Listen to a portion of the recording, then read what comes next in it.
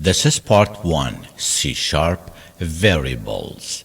In this tutorial, we will review value in reference types, primitive and non-primitive types, string data type properties, escape sequences, verbatim literal, variable declaration, and usage. Please don't forget to subscribe and turn on the notifications.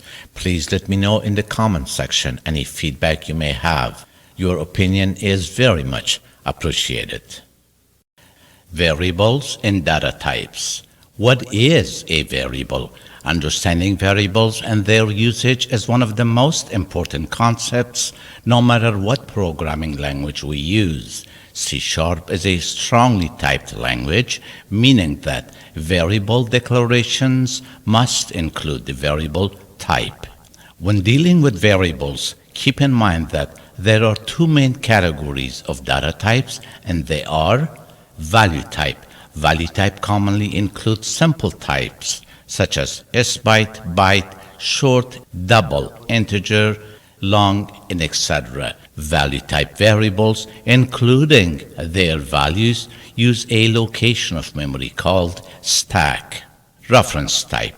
Reference type variables commonly include classes, interfaces, arrays, delegates, and etc. Reference type uses another area of the memory called heap. Application development using any development language share a common set of variables, and C# provides several types. Examples of some very commonly used variables are int or integer, numbers without decimals such as whole numbers, double floating point numbers such as float, double, decimal, character, single character with single quotes, string, text with double quotes. Boolean or bool represents true or false. In C# there are two categories of variable types, primitive and non-primitive types. Primitive types. Primitive types are also referred to as value type, meaning that the variable with its assigned value are stored in a memory area called stack. Primitive types are also predefined, meaning that they exist in the base class libraries and supported by the compiler of the language. To the right, we have a list of several types of variables, and we will review this table later in this tutorial. Non-primitive types. Non-primitive types are referred to as reference types, meaning that they identify references, a memory location called heap. Unlike primitive types, non-primitive types are not predefined. They are created by the user or user-defined data type and are derived from an object class. Non-primitive types include classes, structs, enums, interfaces, delegates, arrays, strings, and etc. A string data type. According to Microsoft, a string is a sequential, read-only collection of character objects of type string. The length of a string data type is the number of characters it contains. A string can be initialized to a text value or to an empty string such as space. Strings are surrounded by double quotes. For example, string name is equal John, and John is within double quotes. In C#, the type string is an alias for system.string, meaning that a string with uppercase s and a string with lowercase s are the same.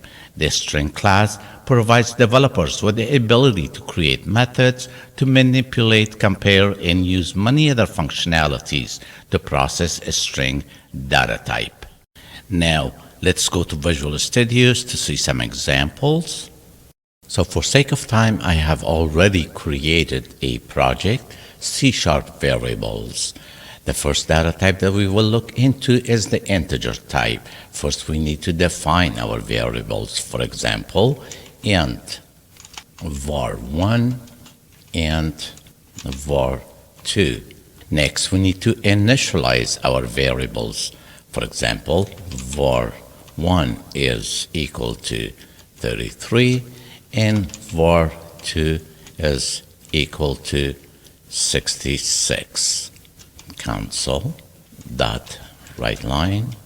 var1 is equal to var1 plus var2 equal to var2. Close with semicolon. And to format the output, so we put some spaces and plus. So let's go ahead and run the application. So as we can see, the results are as expected. var1 is equal 33 and var2 is equal 66. Now if we try to assign a string value to an integer variable, we will get an error. For example, if we change the value of 33 to a string type named John, as you can see, we are getting a compile error indicating that cannot implicitly convert type string to an integer. So let's go ahead and change the value back to 33. We can also use a different format to initialize and define our variables. For example, int var1 equal to 33 and var2 equal to 66. So we are getting errors here because we've already declared our variables. So let's comment these out and copy this. And let's go ahead and run our application. And we see the same results as expected. We can also change the initial values of our variables and override the existing values. For example, var1 equal to 44 and var2 is equal to 99. And let's go ahead, copy this all together. Now let's go ahead, run our application. And as you can see, we have the original values and also the updated values. So if we don't want these values to be changed either by accident or intentionally, we can add the constant keyword at the beginning. And now we already see errors over here. So if we don't want to change the initial values, we can add the constant keyword at the beginning of our declaration, and we will not be able to override our initial variable values. So let's clean that. The next variable type that we're going to look into is the double type. Double type can handle a much bigger value compared to an integer type. For example, double var1 d for double is equal to 3, 4, 5, 6, and we can put just a bunch of zeros in front of it.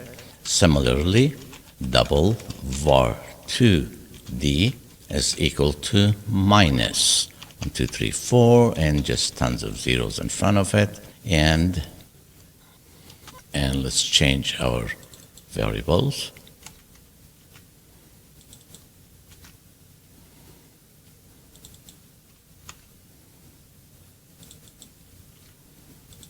So let's go ahead and run our application. So the results seems to be as expected. The next variable type that we're going to look into is the float type. For example, float var1 f for float is equal to 33.66, and we need to put an f at the end indicating it's a float type. Similarly, float var2 f is equal to minus 33.66 f. And let's change our variables.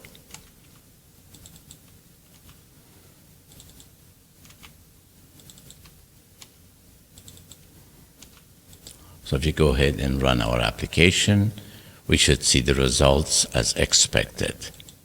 The next data type that we're going to look into is the decimal type. For example, decimal var4 d for decimal is equal to 33.99, and we're going to have to add the M, capital M at the end, indicating that it is a decimal type. Similarly, decimal var5d for decimal is equal to minus 33.99, M, and let's change our variables.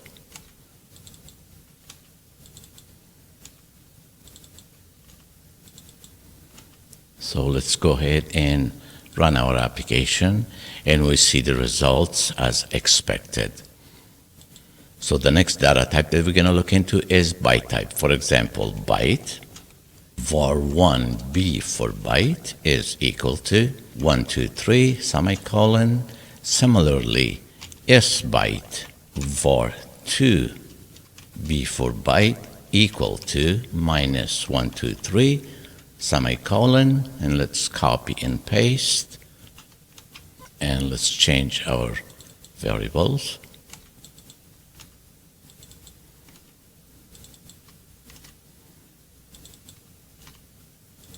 So if we go ahead and run our application, we see the results as expected. The next variable type that we're going to look into is the character type. For example, character, var1 C for character is equal to A, and we can get rid of all of this. And now let's run our application, and we see that var1 character is equal to A. The next data type that we're going to look into is the string type. For example, string, var1 S for string is equal to open quote, close quote, and let's put a semicolon, and we'll just say John. Similarly, we can use uppercase S for string, and that's var2 S equal to open quote and close quote, semicolon, and we can just put a name here, Walter. And let's change our variables.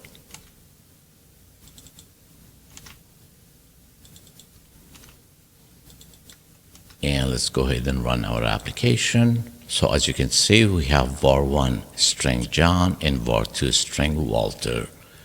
The last data type that we're going to look into is the Boolean type. For example, bool, var7 b for bool is equal to true. So let's do a Control V, and let's copy our values. And let's go ahead and run the application. The results, var7 Boolean is equal to true. Evaluating data type properties. When we design an application, whether we use predefined or user-defined variables, knowing how to use them properly is extremely critical to the performance of our designed application.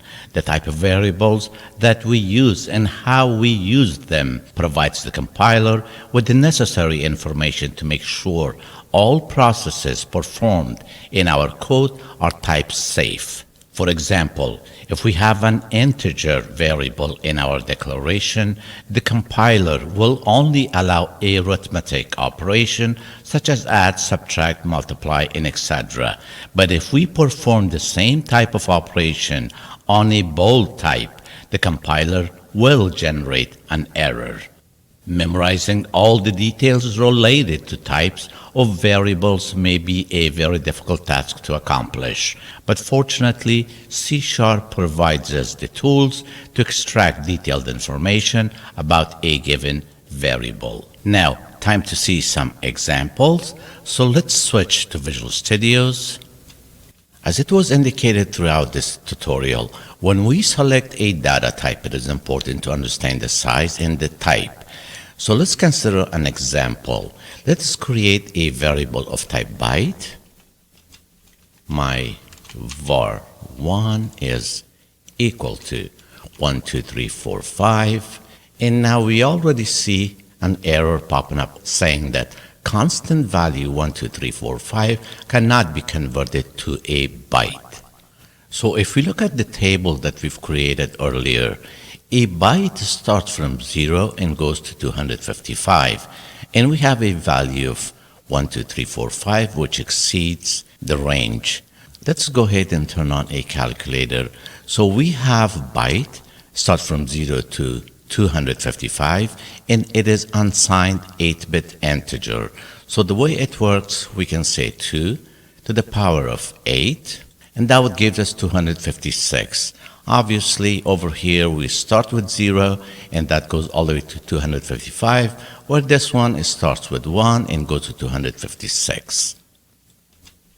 Now, if we change this value back to 1, 2, 3, we should be okay, and let's go ahead print this. Console dot write line my var1 equal to my var1.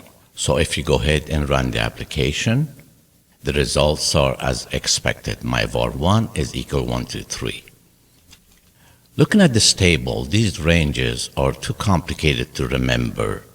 Therefore, let's do a console dot write line int min value plus int dot min value some space plus int max value int dot max value. Now if we run our application, so we can see that by utilizing the min and max properties of a variable, we can see the range as shown over here. Let's go ahead and copy this, and let's do this for a float.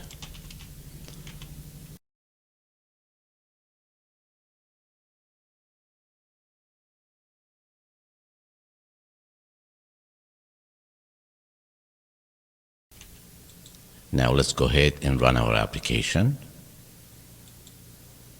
And we see that we have the min and max for the float type, decimal type, and double type are listed right over here. So this is a good handy tool using variable properties to figure out what are the ranges. And this way we can really figure out which type of variable we're going to use and what range we need to use. Escape sequences. During application development, we are often faced with situations where we have to use quotes within our text or any other escape sequence characters. For example, consider the following statements. A string text is equal to open quote. They called him the leader of the group, close quote. We have the leader within double quotes. The next one, a string file is equal to open quote C colon backslash examples backslash my file dot text close quote.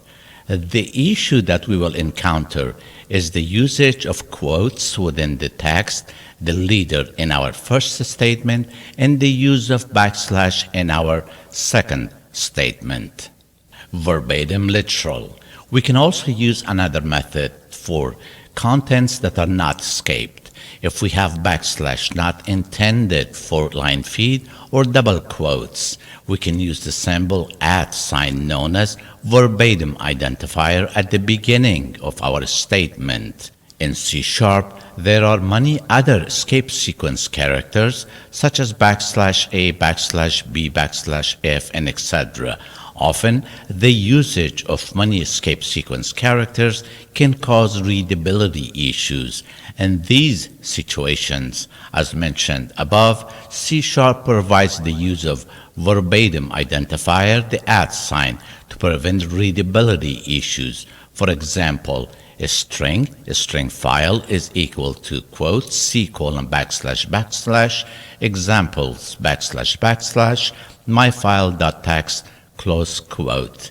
So instead of repeating backslash several times, we can rewrite our statement. A string file is equal to the @ sign, which is the verbatim identifier, open quote C colon backslash examples backslash my file dot text close quote. Now, time to see some examples. So let's switch to Visual Studios. In this example, we will look into escape sequence characters and also the verbatim identifier. As we have discussed earlier, there are many escape sequence characters. Let's head on to Microsoft MSDN site, and as you can see, we have a number of escape sequence characters. So for an example, let us consider \n to see how that works. Here, before they called him, let's insert a \n, and now we can run our application. So as you can see, right after they called, there's a new line, and then the second line indicates him, the leader of the group.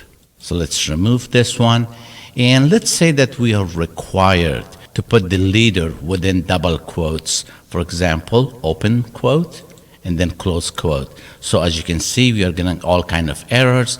To prevent these errors from happening, before the first double quote, we can insert a \, and then before the second closing double quote, we can use another \. Now, if we run our application, the application worked as expected, and we are seeing the leader within double quotes. Now, let's uncomment these. Here we have a variable type of string, and we are reading the location of our text file, which is my file.txt. Now, to prevent these errors from happening, we can do the same as we did with the leader. We can insert a \, here, another \, here, and another \, here. And if we run our application, the text prints perfectly fine and no issues are being encountered. Now, what if we have several subdirectories? For example, let's say we have another directory, text, \, and then we have doc, \. Now, this practice is perfectly fine. However, when we are adding just too many backslashes and escape sequence characters, our code becomes a little bit difficult to read, and it causes readability issues. Now, another method that we can consider, that would be using the verbatim identifier. Let's copy all of this and paste it here. Let's update our variables, make this one a 1, add another one here. Similarly, add a 1 here and add a 1 here. So let's run our application. So as you can see, we get duplicate results and everything seems to be fine and the application works as expected. Now, to use verbatim identifier, we can just add the @ sign at the beginning here, and then we can delete this one and put a quote. And similarly, we can replace this \, with a quote. So here, now we have no errors. Similarly, we can add the @ sign here, and then we can remove all these backslashes. And let's remove the last one here. So let's run our application. So as you can see, the process worked as expected, and we are getting duplicate results here, and our text seems to print perfectly fine. So if there are occasions where we need to use quotes or other type of characters that can cause the compiler to complain, we can use \, or the @ sign, which is the verbatim identifier, to make our application more efficient and readable. So finally, when dealing with variables, please consider the following concepts. In C#, there are 4 steps to properly utilize variables or an object of a class. Declaring. Declaring means to create a meaningful and unique name to a resource such as a variable. Variable names are case sensitive and should only contain letters, digits, and underscore, and should always start with a letter. Instantiating. Instantiating is the process of creating an instance of a class, commonly referred to as allocation of memory, meaning that we are allocating memory space to create a blueprint of declared variables, methods, and other functionalities. Initializing. When a variable is created and memory space is allocated, the content of the memory location is often unknown. Any arithmetic operation may lead to undesired results and can cause a process to overflow or create out-of-range values. Therefore, to prevent unwanted initial results, we must initialize our variables to a known value, meaning to provide an initial value. Assigning a value means to provide our variable with a value to be utilized within our application. Initializing or assigning may look like two similar processes. However, if we set a variable with a null value, it can be considered as initializing, where providing a value can be considered as assigning.